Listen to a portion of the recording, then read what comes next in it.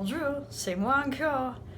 So I just got done eating some lunch, and because my tummy was getting a little bit grumbly, and you don't want to hear that on the video, but that got me thinking about one of my favorite parts of writing the Cassie Black trilogy, and that would be the desserts.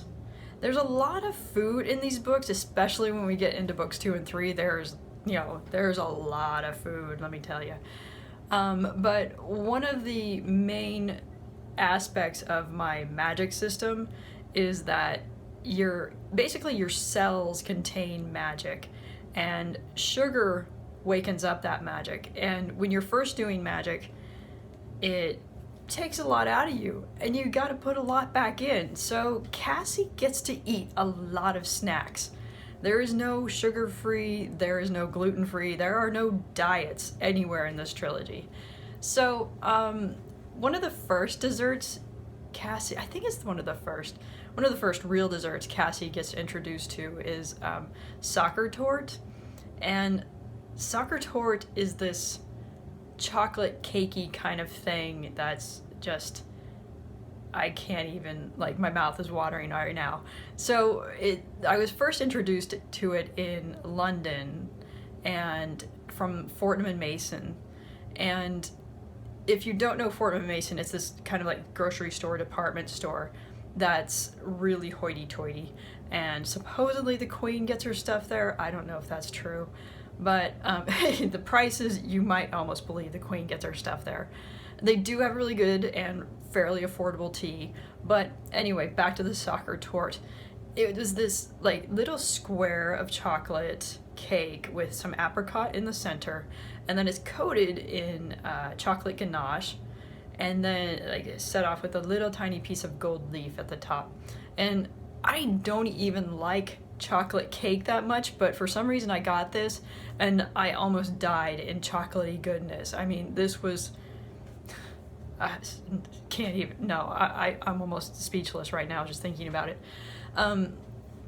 So that's one of the desserts you see.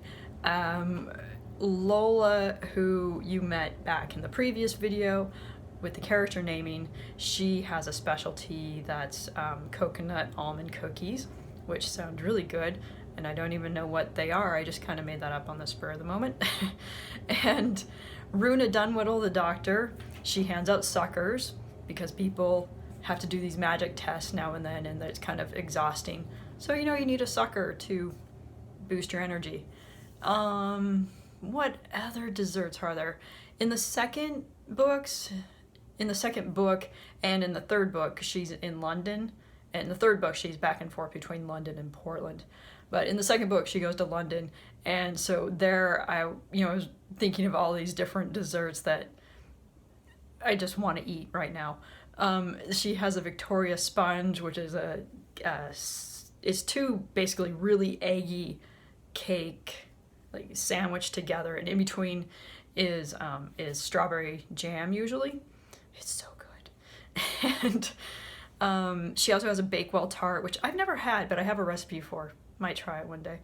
And lots of scones, lots of all kinds of pastries and cookies and tea and gotta stop. Good thing I just ate. Another food aspect is her boss, Mr. Wood, adores anything with bacon or ham. So I kind of play with that a little bit in books 2 and 3 and I have a lot of fun with it. And I think that's all I have to say about food in the books. I think I might need a snack even though I just ate. All right, probably 1 or 2 more videos and I'll be done with you.